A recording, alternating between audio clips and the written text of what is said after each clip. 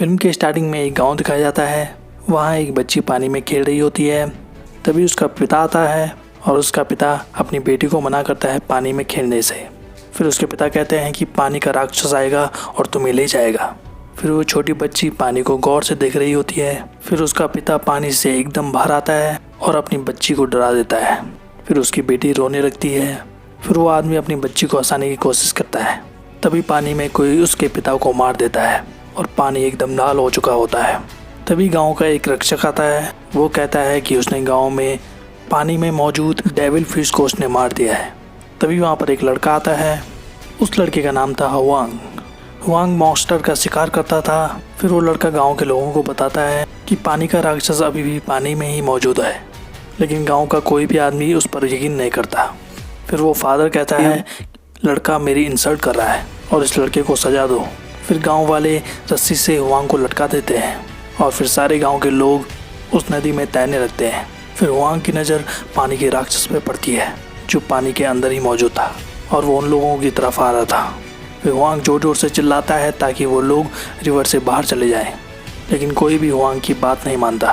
तब पानी का राक्षस उन पर अटैक कर देता है और उनमें से बहुत से लोगों को मार देता है और जो लोग बच गए थे वो जल्दी से नदी से बाहर आते हैं। फिर इसके बाद वो छोटी बच्ची नजर आती है। वो भागती हुई अपनी माँ के पास जा रही होती है, लेकिन पानी का वो राक्षस उसको पकड़ लेता है और वो उसको खींचने लगता है। तब गांव के लोग उस बच्ची को खींचने की कोशिश करते हैं और उस राक्षस से छुड़ाने की कोशिश करते हैं। फिर पानी का वो राक्षस उस बच्ची को खा लेता है। तब उसकी माँ भी उस नदी में कूद जाती है। फिर पानी का वो राक्षस उसकी माँ को भी मार देता है। फिर पानी का वो राक्षस जैसे ही एक छोटे बच्चे को मारने वाला होता है, तभी हुआंग उसे बचा लेता है।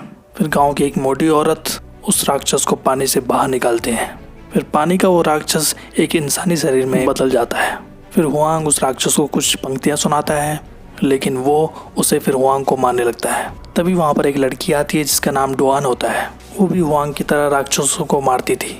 फिर वो उस राक्षस वाले आदमी को मारने लगती है बहुत बुरी तरह से। फिर वो उस राक्षस को एक कपड़े की मदद से एक छोटे डिब्बे में कैद कर देती है और गांव के लोग फिर खुश हो जाते हैं।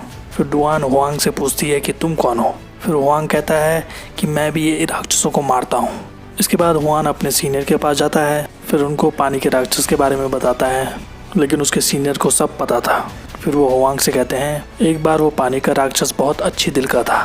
फिर उस पानी के राक्षस ने एक बच्चे को बचाया, लेकिन लोगों ने समझा कि पानी का वो राक्षस उसको लेने आया है। फिर गांव के लोगों ने उस पानी के राक्षस को मार दिया और उस नदी में फेंक दिया। फिर वो पानी का राक्षस एक खतरनाक रूप ले गया। फिर हुआंग उनसे पूछता है बुद्धा की वो पंक्तियाँ सच में शक्तिशाली हैं क्या। फिर वो सीनियर कहता है हाँ बिल्कुल, उसकी मदद से कोई भी राक्षस दोबारा फिर से अपना अच्छा रूप ले सकता है। फिर हुआंग कहता है मैं भी राक्षसों को मारना चाहता हूँ। फिर उसका सीनियर कहता है कि ऐसा नहीं करना चाहिए। बुद्धा की जो लाइन्स हैं, जो पंक्तियाँ हैं, वही उस पानी के राक्षस को अच्छा बना सकती हैं। इसके बाद हमें एक हस्बैंड और वाइफ दिखाई देते हैं। वो एक रेस्टोरेंट में जा रहे थे। तब उस रेस्टोरेंट का दरवाज़ा अपने आप बंद हो जाता है। उस रेस्टोरेंट में उनके अलावा कोई भी नहीं था। फिर उस रेस्टोरेंट का एक वेटर आता है। फिर वो उन्हें खाना देता है। उनको वो खाना बहुत ही पसंद आता है। तब जिसने वो खाना बनाया था वो उनके पास आता है। फिर वो लड़की पूछती है कि आप इतना अच्छा खाना कैसे बना सकते हो।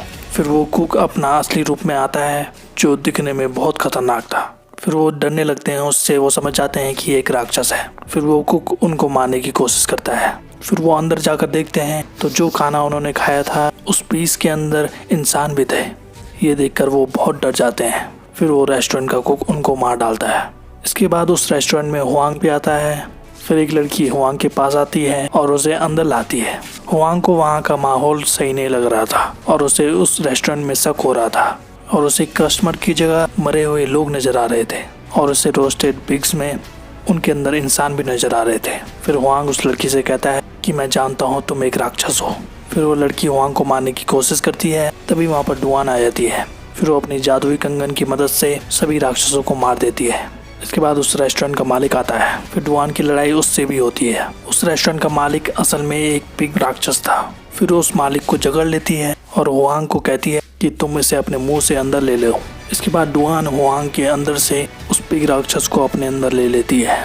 फिर वो अपने जादुई कपड़े की मदद से उसके अंदर उस पिग डीमन को डाल देती है।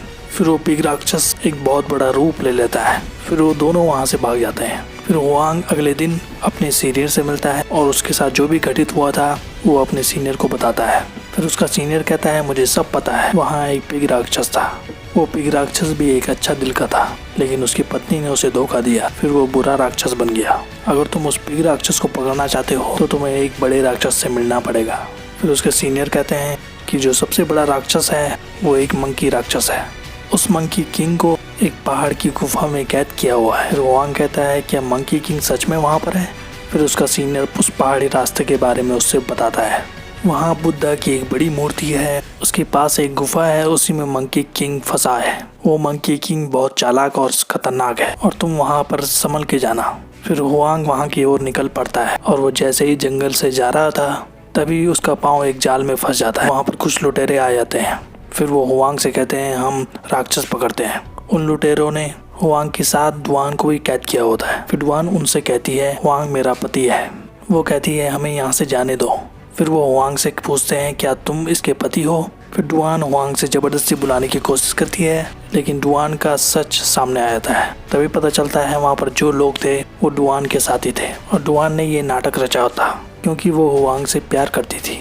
फिर हुआंग जैसे ही वहाँ से निकलने वाला होता है तभी डुआंग अपने साथियों से कहती है कि हुआंग को कैद कर लो।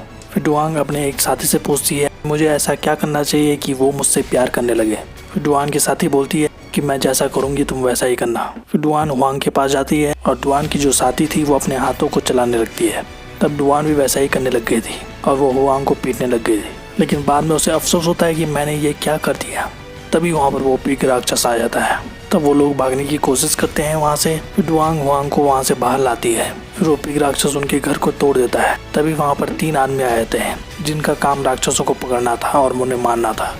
फिर वो एक आदमी पिग राक्षस को मार देता है और वहाँ से भगा देता है। फिर वो तीनों आदमी अपने में बहस करने लगते हैं कि कौन ज़्यादा शक्तिशाली है। फिर हुआंग उन्हें समझाता है कि ऐसा ना करें, हम सबको एक होकर राक्षस से लड़ना चाहिए। फिर उनमें से एक आदमी हुआंग को कहता है कि ये एक गरीब आदमी है। फिर इसके बाद हुआंग डुआंग से कहता है कि तुम मेरा पीछा करना छोड़ दो, मैं तुमसे प्यार नहीं करता। ये सुनकर डुआन हुआंग की एक बुक फाड़ देती है जो बुद्धा मंत्र की थी। फिर हुआंग आखिरकार उन पहाड़ियों में पहुंच जाता है जहाँ उसे जाना था, लेकिन उसे बुद्धा की वो मूर्ति नजर नहीं आती। फिर हुआंग अपनी आंखें बंद करता है और बुद्धा का ध्यान लगाता है। फिर इसके बाद हुआंग को वो मूर्ति नजर आती है। फिर उसे वहाँ पहुंचकर मंकी किंग की गुफा मिल जाती है। फिर हुआंग उस गुफा के अंदर जाता है और मंकी किंग से मिलता है। फिर वो उस मंकी किंग से पूछता है कि पिग राक्षस को काबू कैसे किया जाए।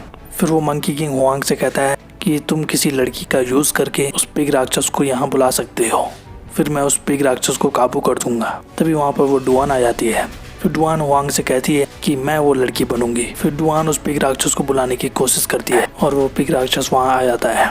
तब वो पिग राक्षस उन्हें मारने की जैसे ही कोशिश करता है, फिर वो मंकी किंग आवाज लगाता है और उस पिग राक्षस को बुलाता है। फिर वो मंकी किंग पिग राक्षस को गुफा के अंदर खींच लेता है। फिर इसके बाद हुआंग और डुआंग देखते हैं उस गुफा में जाकर तो वो पिग राक्षस एक छोटा पिग बन चुका था।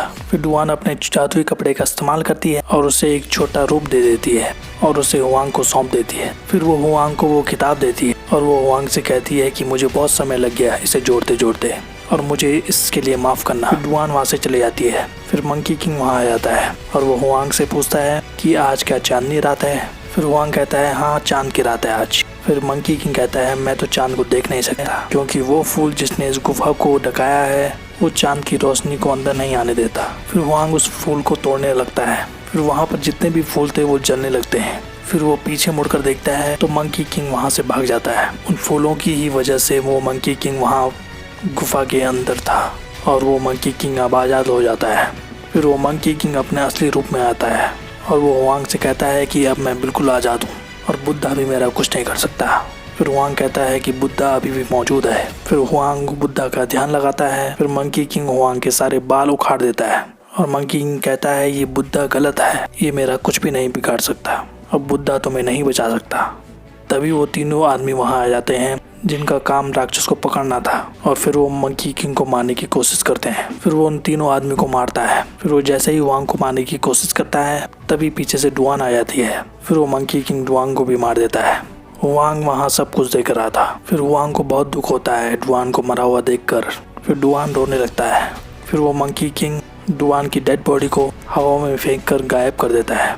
तभी वहाँ बुद्धा की शक्तियों की वजह से वो मंकी किंग फिर से अपने असली नरम स्वरूप में आ जाता है। फिर इसके बाद हुआंग एक पिग राक्षस और पानी के राक्षस के साथ अपने सफ़र के लिए आगे निकल जाता है और यहाँ पर मूवी खत्म हो जाती है। तो आज के लिए बस इतना ही। ऐसी वीडियोस देखते रहिए हमारे चैनल पे। Thank you so much.